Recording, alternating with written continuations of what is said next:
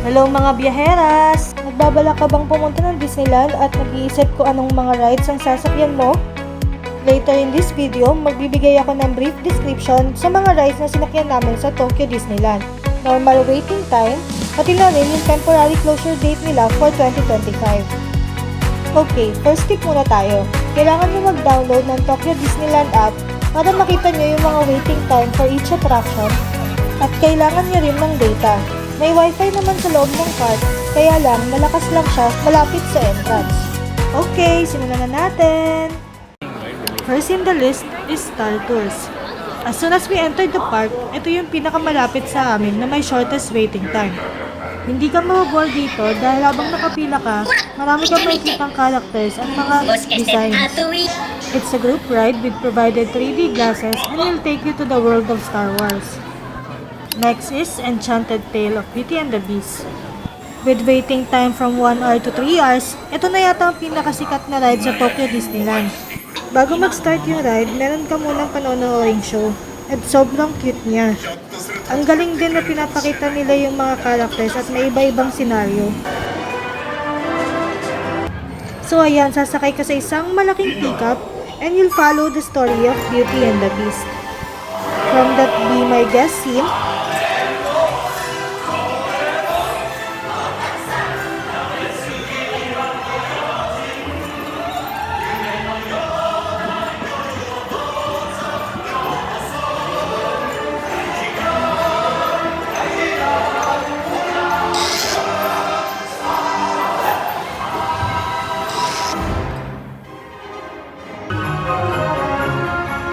there may be something there that wasn't there before.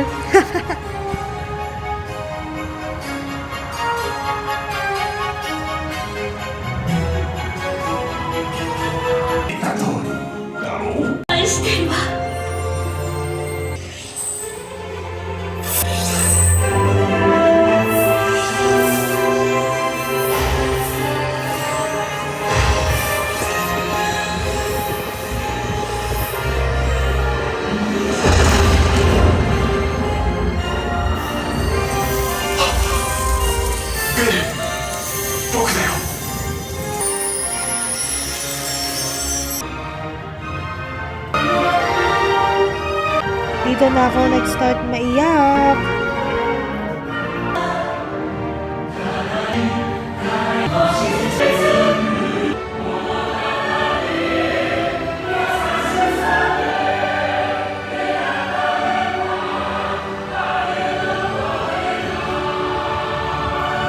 Sobrang worth the money for this ride. I'm rating this infinity over 10.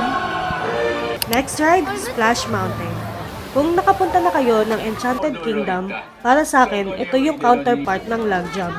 Ito yung ride na ikot kayo sa loob, madilim, tapos sa dulo, boosh. Tom Sawyer Island Raft. Ito yung sasakay kayo ng balsa papunta sa Tom Sawyer Island. May kita nyo rin doon yung cave, pati yung Tom Sawyer's Treehouse. Parang pahinga na rin namin to. 5 minutes waiting time and you can enjoy the place by yourself kasi wala masyadong tao. 7 out of 10. Monster Inc. Ride and Go Seek. Hide and seek siya with the monsters. Gagamit ka lang ng flashlights to find these monsters at magkakascore ka na. Happy ride with Baymax. Ito ikot-ikot lang din. Masaya siya kasi sobrang lively ng tugtog, pati yung mga staff, sobrang energetic nila. Sobrang haba ng waiting time, 1 hour to 3 hours, pero sobrang ikli naman ng ride.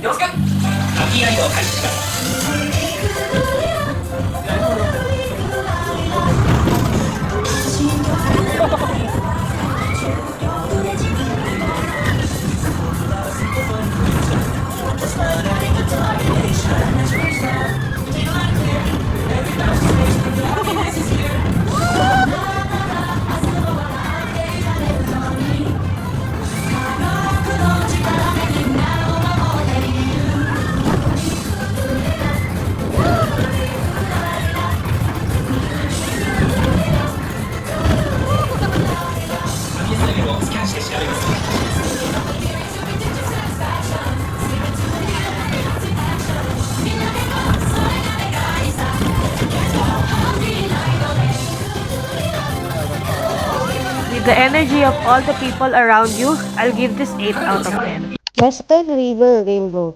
Train ride siya na iikot sa Adventureland, Critter Country at Westerland. Sobrang refreshing niya, sobrang hangin, nakaupo ka lang, sobrang pahinga talaga siya. 30 minutes waiting time. And I'll rate this 7 out of 10.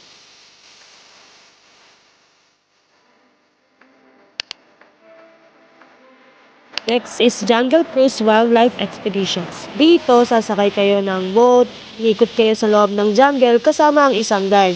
In Japanese nga lang siya, ang alam ko walang English. Waiting time is 30 minutes and I'll give this 7 out of 10. Pirates of the Caribbean. Ito, yung Jungle Cruise, pati yung Pinocchio ride, yung mga rides na wala akong video. Dahil sobrang bilis ng mga pangyayari. Ito naman, nakasakay kayo sa bangka, ikot kayo sa loob, makita nyo yung adventures ni Jack Sparrow. Sobrang ganda ng pagkakagawa sa loob, yung props, yung design, yung mga characters, at yung character ni Jack Sparrow, ay parang totoong tao talaga. We took this ride after the night parade. With 20 to 40 minutes waiting time, I'll give this ride also 7 out of 10.